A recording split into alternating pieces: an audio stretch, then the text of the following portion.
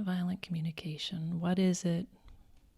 Where did it come from? Why is it useful? Why are we looking at nonviolent communication? The creator, the inventor, a man named Marshal Rosenberg, and he is the founder and director of the Center for Nonviolent Communication, an international nonprofit organization. And he's done work and his people have done work all around the world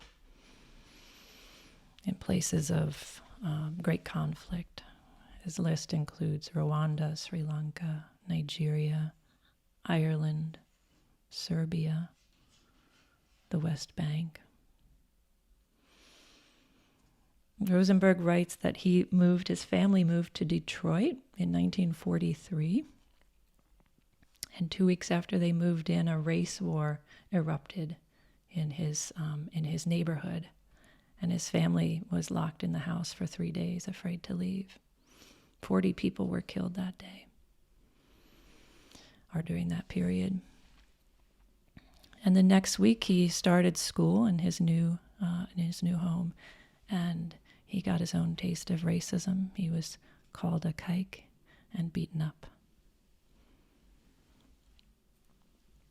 And at that moment, he started this quest, a lifelong quest, to understand what separates people from their compassion. And alternately, what allows people to stay connected to their compassion even under trying circumstances. He takes a quote from a woman who spent time in a concentration camp in Germany. The woman's name is Etty Hillesum, and in her diary she writes, "I'm not easily frightened, not because I'm brave, but because I know that I'm dealing with human beings. And I must try to understand everything that anyone ever does."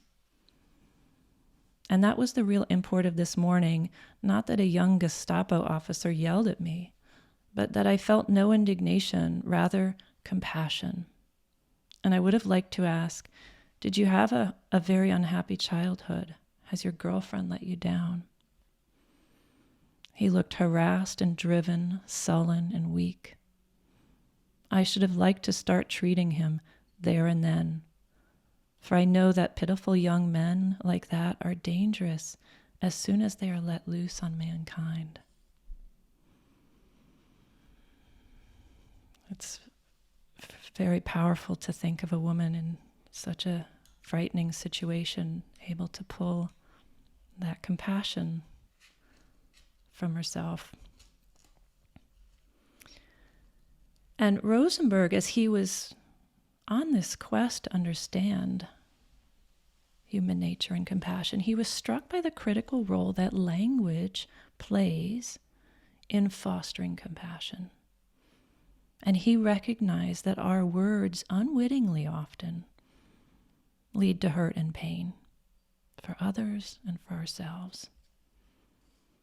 And so he looked naturally to the antidote. How can our words lead to healing? And from this, he developed over a lifetime. He's an old wise man now. He developed nonviolent communication. Nonviolent communication. And I think he came of age at the time of Martin Luther King and the nonviolent movement. And Thich Nhat Hanh also was an important figure in the peace movement at that time. So what is nonviolent communication?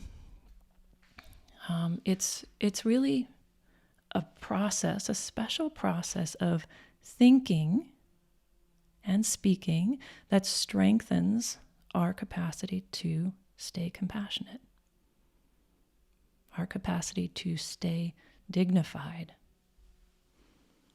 It's even when you're feeling angry, depressed, or helpless, this nonviolent communication process gives you power over your own humanity.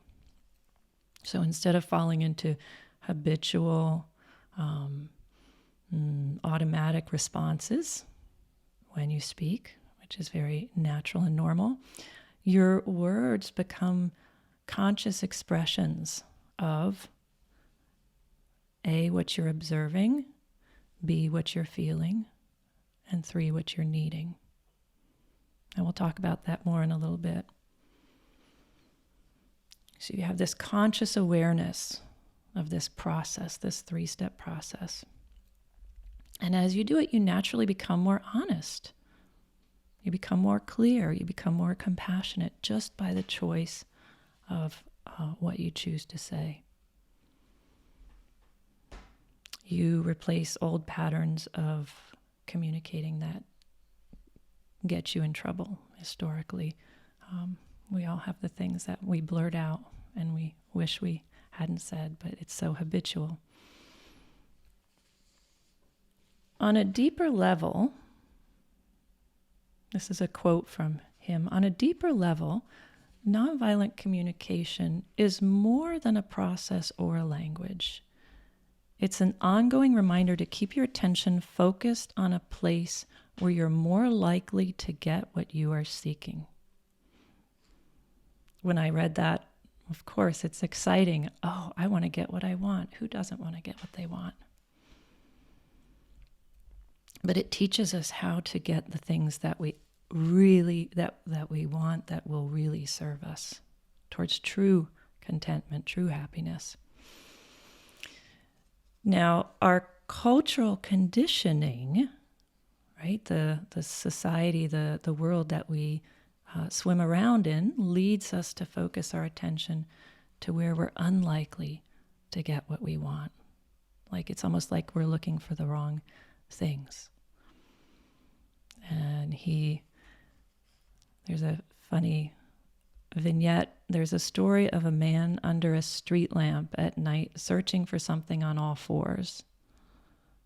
A policeman passing by asks what he's doing. "I'm looking for my car keys," replied the man. "Did you drop them here?" inquired the officer. "No," answered the man, "I dropped them in the alley, but the light is much, much better here."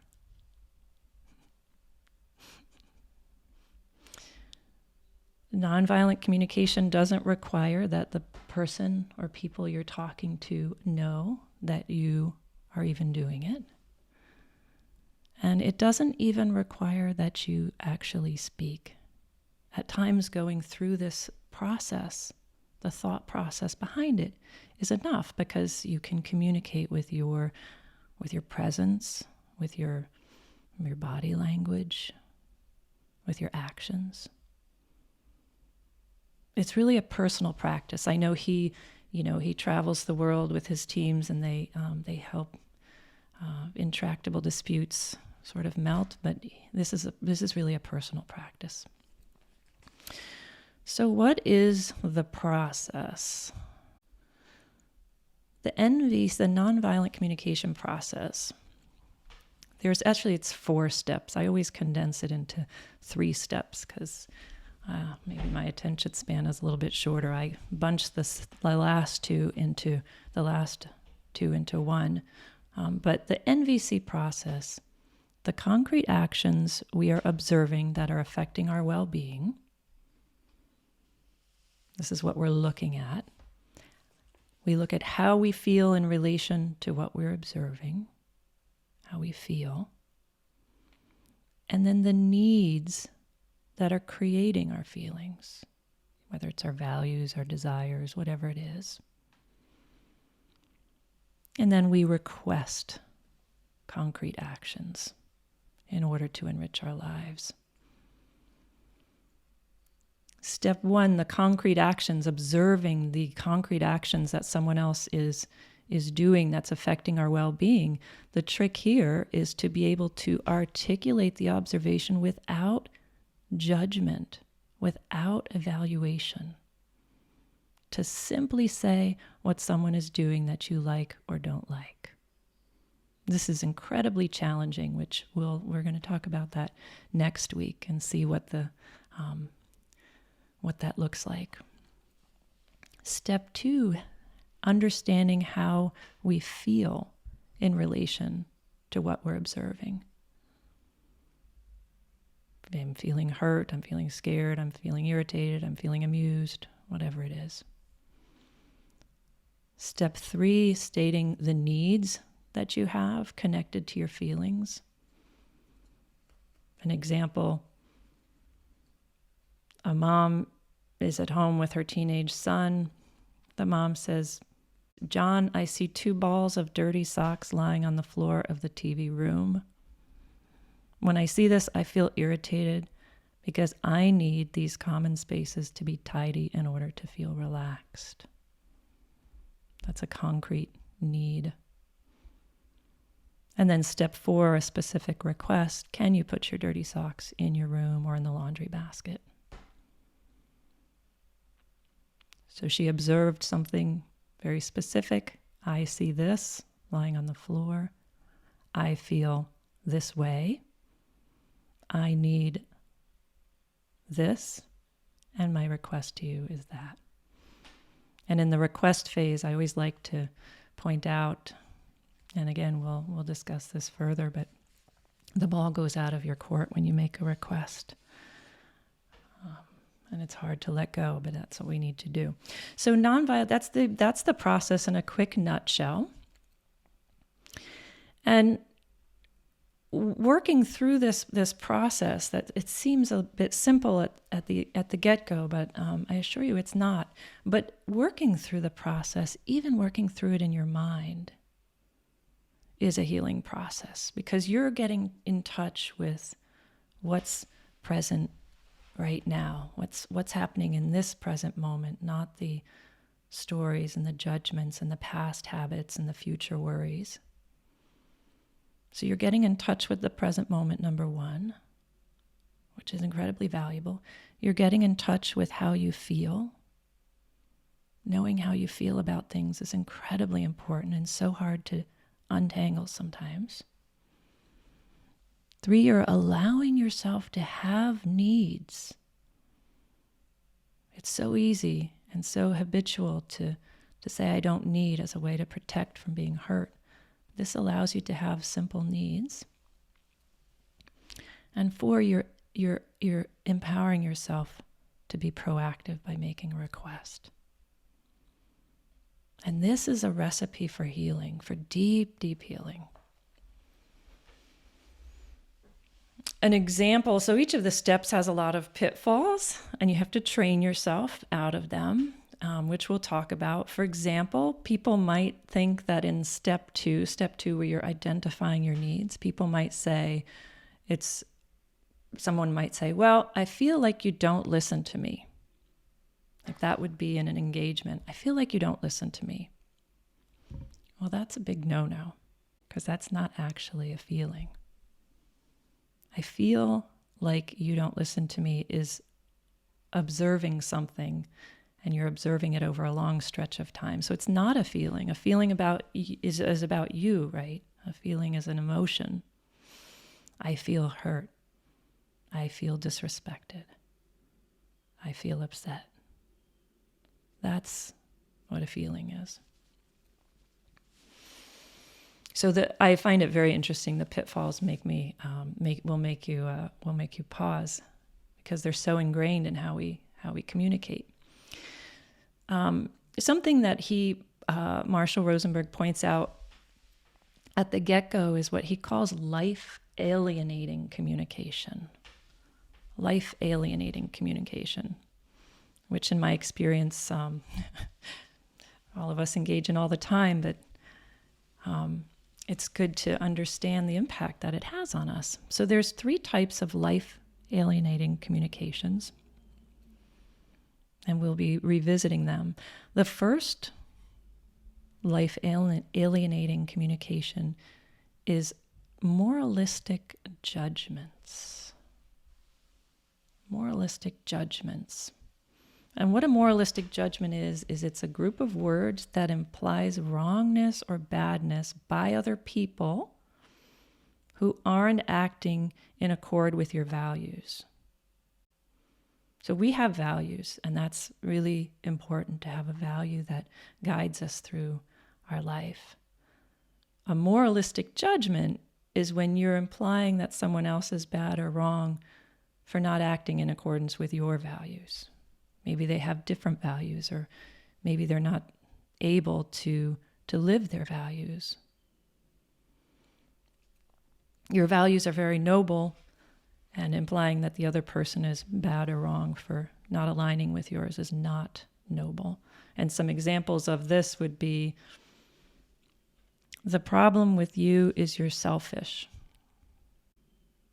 She's lazy. They're prejudiced.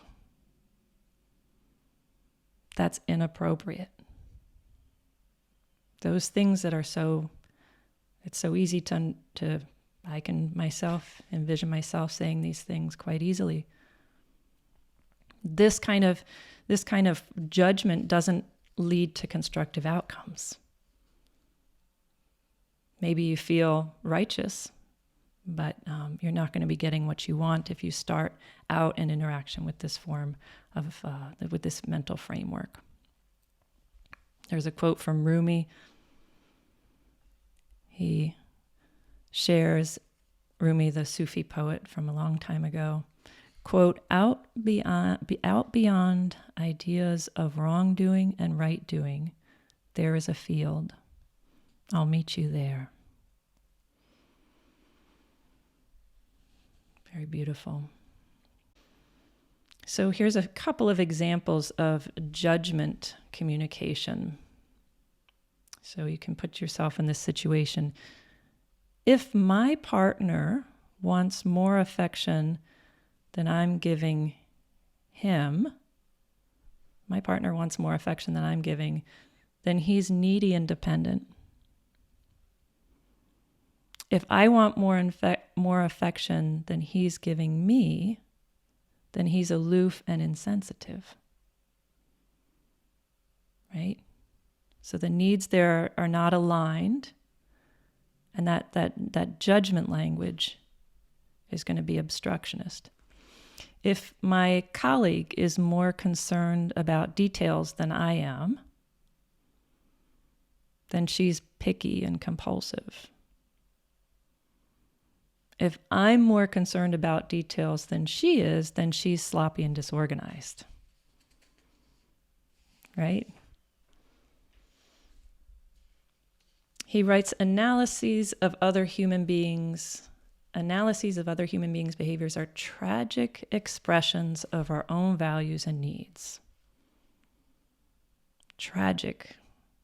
He says it's tragic because if you express yourself in this way, the people whose behavior is most important to you will become defensive and resistant to you, i.e., you're shooting yourself in the foot. So moralistic judgments.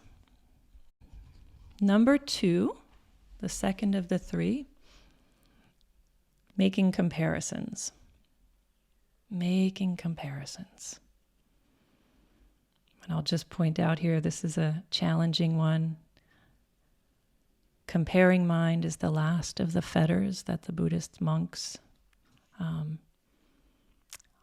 usually drop. I believe there's 10 fetters.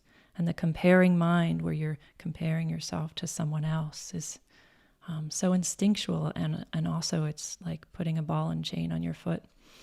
There's a book, maybe you've heard of it, came out in the 1970s called How to Make Yourself Miserable, a satire. And Dan Greenberg writes, he says, take a full-length image of a man or woman who embodies ideal physical beauty, according to the modern media, of course, and start comparing your measurements and attributes to them. This is how to make yourself miserable. Then when you're done with that, do the exercise with someone you deem successful. Like the example he brings is Mozart, who by the age of 12 spoke 5 different languages and composed his first opera by the age of 12. So compare your own accomplishments to that. And notice how you feel. Notice how you feel. So making comparisons really blocks our compassion. blocks our compassion to ourselves first and foremost, but then for others as well. And then the last of these life-alienating communication techniques that we so habitually use is denying responsibility. Life-alienating communication dilutes us from the reality that each of us is responsible for our own thoughts, feelings, and actions. Now, what does that mean? We deny responsibility for our actions when we attribute their cause to vague impersonal forces. For example, I cleaned my room because I had to. That's a denial of responsibility. I cleaned my room because I had to. Not so intuitive, right? It sounds like the person's being really responsible. I cleaned my room because I had to. Well, we'll get to that when we move into the details of it. When we attribute the cause to our condition, diagnosis, or psychological history, I drink because I'm an alcoholic. The actions of others. I hit my child because he ran into the street. The dictates of authority. I lied to the client because the boss told me to.